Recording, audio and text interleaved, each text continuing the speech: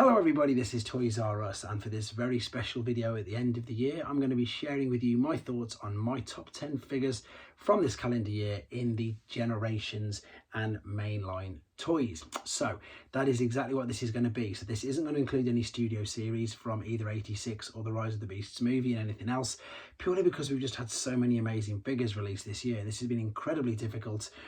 This is probably going to be very different to most of the top 10s you're going to see out there due to the figures that I've chosen. A lot of the figures that I've chosen are for nostalgic reasons and other reasons that I'm going to give you, I suppose, exactly that. I'm going to tell you why I've particularly chosen this figure. I haven't always gone, for build quality and articulation, all that sort of stuff. I just pick the figures that I like, and I'm going to tell you why I like them. So obviously it's going to be very different to, I imagine, most of your opinions. So please let me know your comments and thoughts as well. And also I thought I'd do a bit of a retro return to the old room just for a special video like this. So right, what I've got on the top there, these are 5 figures that didn't make the final cut, but I think that they need a special mention just because they're great. And again, particularly this one, I'm a bit gutted it didn't make the final top 10. This is of course Watermelon Mirage, purely because I've we'd only ever seen this in a book, or we hadn't even seen the figure. Obviously we'd just seen the concept artwork. I wouldn't even say it was like a pipe dream that we'd ever see it. I mean, I can't understand the thinking, but it's great thinking from the Hasbro designers who decided to do this Toxitron lineup, because I think it's been a great fun lineup, and it's one of the best shelves that I've got because the colours just pop, to be fair. So he didn't make it just purely because there's just, again, too many other figures, but he needed a special mention. Same of course with this pack. Was one of the most hotly anticipated packs. My arm still falls off, obviously, by the way, so that's why I said I don't always judge it by figure quality and articulation. And yeah, I mean, it's just I don't know why he's not in the top 10. I was going to say it's just a shame he's not in the top 10, but he's not in the top 10 purely because I haven't really got an emotional attachment to it. I love the episode. I love watching the episode with my son. Again, really surprised to see this particular character get a figure.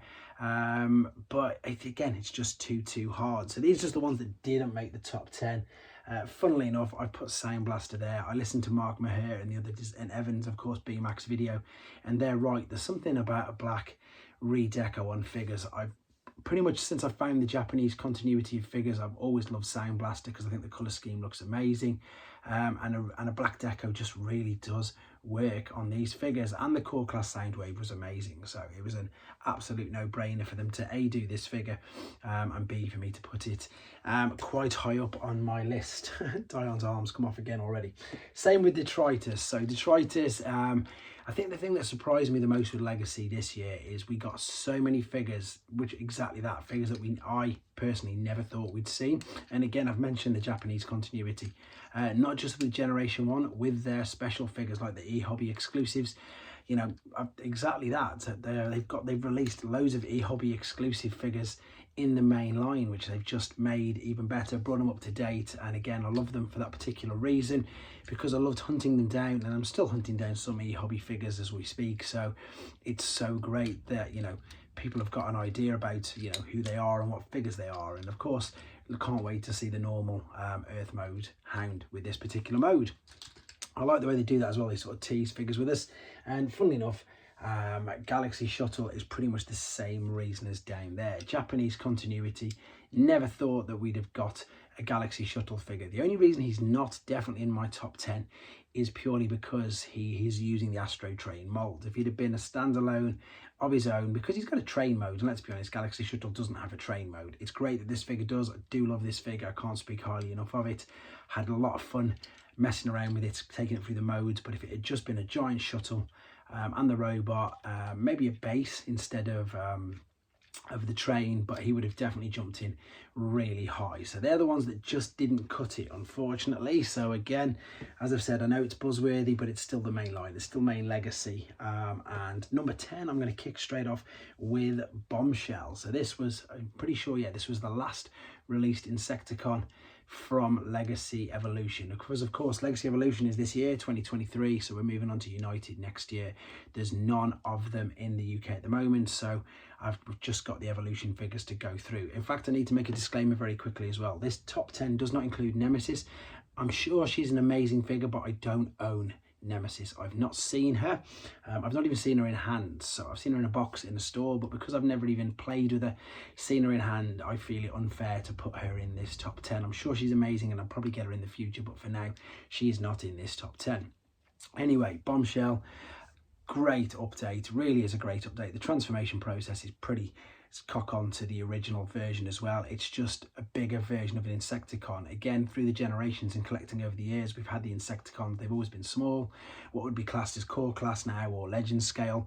Nothing of this size, and indeed I think it's great. They've nailed it, really nailed it. The only thing, if I was being overly picky, is the fact that you couldn't open the chests, but it wouldn't make a single difference to today's figures anyway. So number 10 was Bombshell.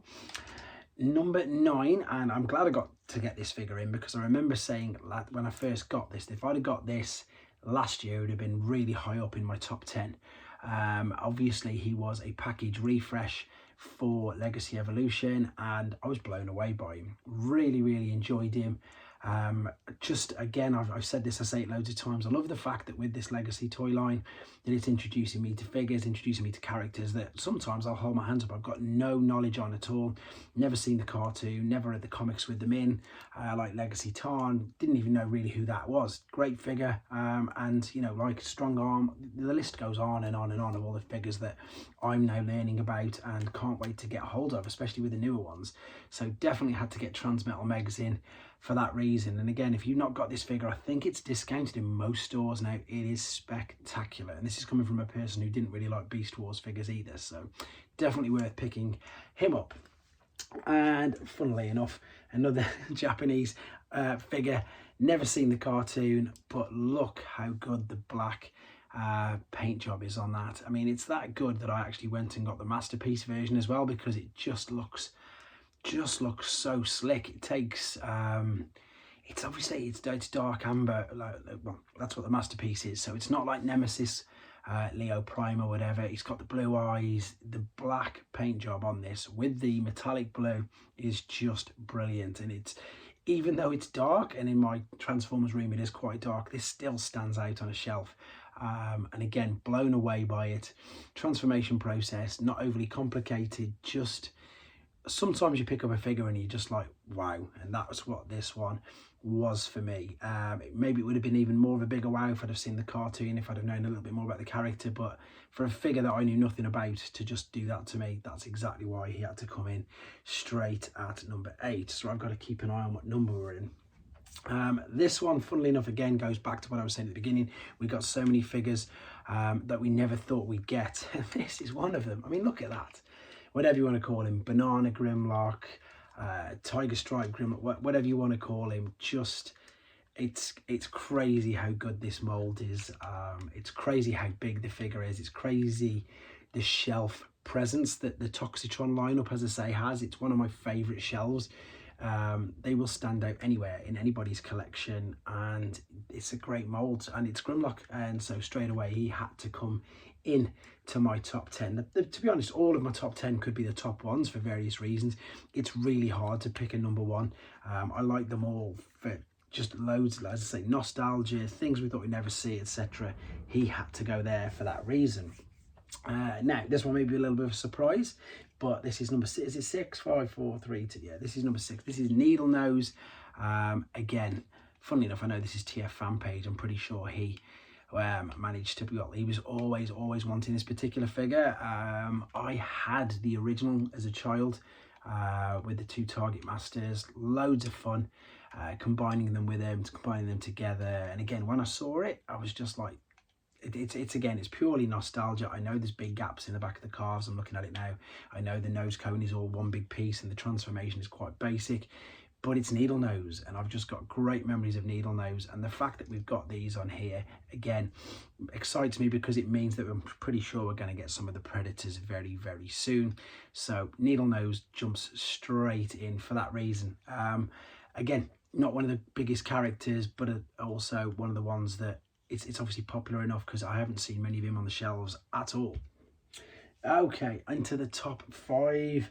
This guy, and again, this is pretty the similar story with Galaxy Shuttle. I'm looking at him, I've got his name, I nearly called him Astro Train. Metalhawk needed a proper figure, and he still does, to be honest. He still does. So if anybody's watching, like Evan, if you're watching it, you've done an amazing job with this. He is spectacular. I would never have guessed that the Cyclonus mold would have made such an impressive figure. What I do like, it is just the inner robot. It's not a bit of like, you know, a fusion, which you've done with the other Pretenders. Purely because I just don't think it would have worked. I like the fact that this is basically based on the inner jet, and for those of you who've never seen the original Metalhawk figure, I've got a video of that on this channel if you want to watch that.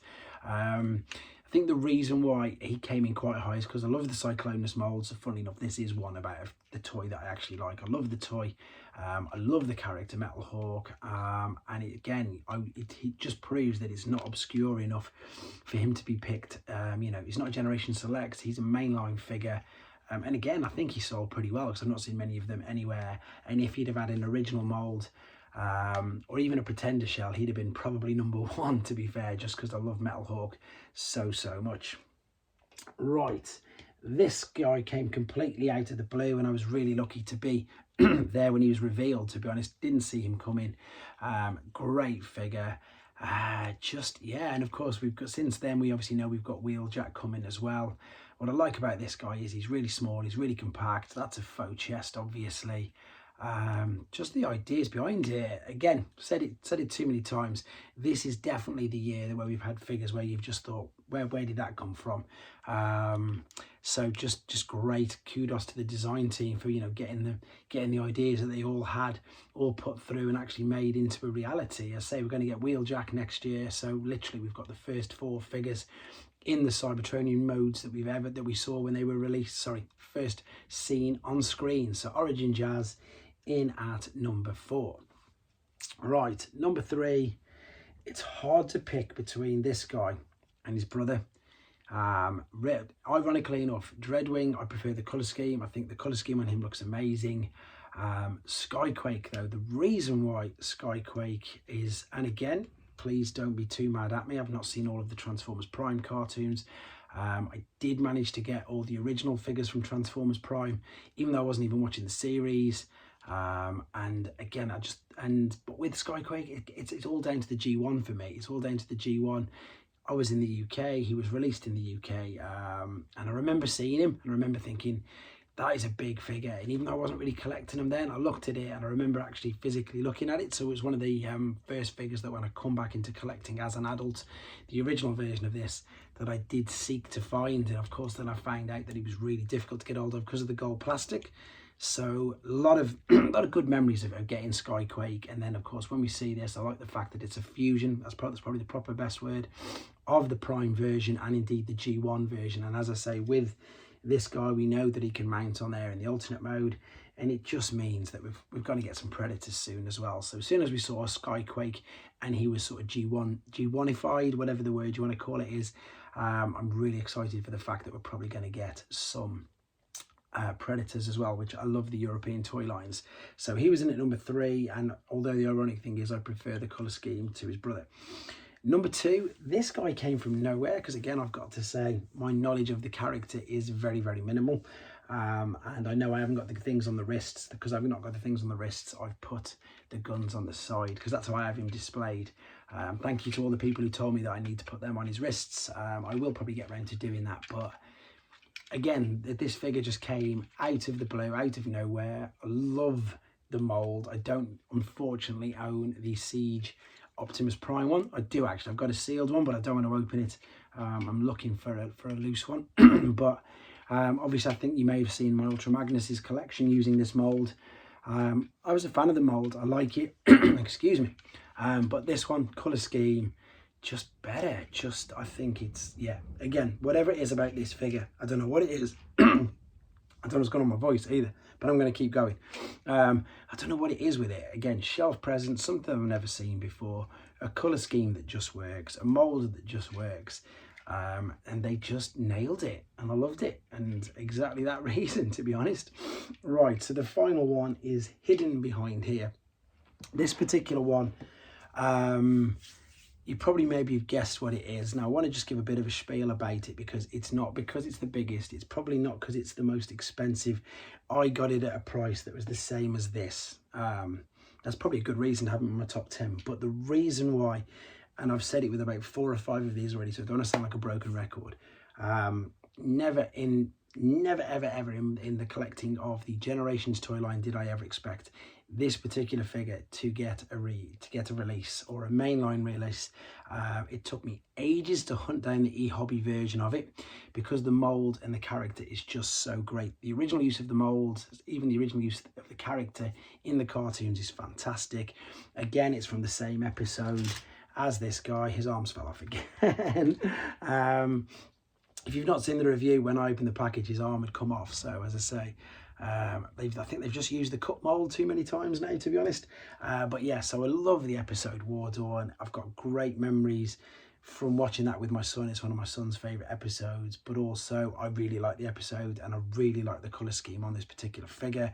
As I just said, it took me ages to hunt down the actual e-hobby version, which is called Gadep. But for the Generations toy line, he was called Guardian Robots, and there he is. I mean, as I say, I picked him up, I think it was about 70% off. That's why it took me so long to get him, because in the UK Titans are like £220, which is what, just under $300 maybe. So for obvious reasons I stayed well away from that for ages, but now I've got him. He's just brilliant. He's a big figure.